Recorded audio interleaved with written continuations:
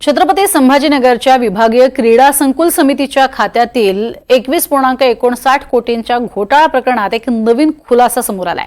Wave multi services या कंपनीकडनं कंत्राटी operator म्हणून क्रीडा विभागात कार्यरत मुख्य आरोपी हर्षकुमार अनिल क्षीरसागर याला 13,000 रुपये पगार मिळायचा।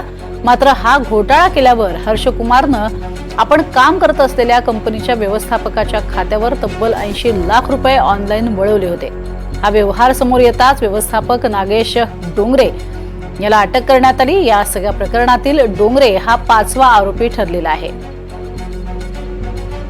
अधिक माहिती घेऊयात आमचे प्रतिनिधी मोहसिन शेख यांच्याकडनं। मोहसिन, नेमकं काय हे प्रकरण आणि आता 5वा आरोपी जो आहे तो ताब्यात घेण्यात आला असं कळतंय?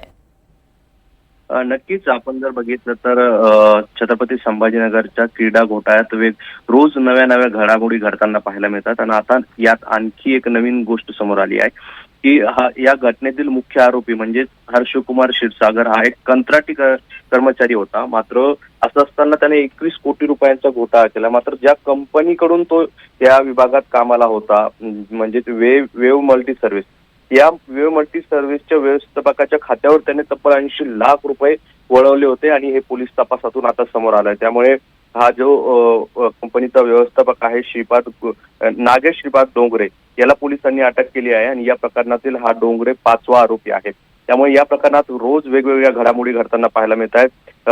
हा जो हर्षकुमार आहे यांनी यापूर्वी त्याच्या मैत्रिणीच्या खात्यावर कोट्यवधी रुपये वळवले होते, तिला देखील पोलिसांनी अटक केलेली आहे आणि आता या सगळ्या प्रकरणात डोंगरे नावाचा एक नवीन व्यक्ती समोर आला आहे आणि त्याला पोलिसांनी आरोपी म्हणून अटक केलेली आहे। आता आणखी यात काय काय समोर येतं हे पाहणं महत्त्वाचं असणार। नक्कीच। तुर्तास धन्यवाद मोहसिन या संपूर्ण सविस्तर माहितीसाठी।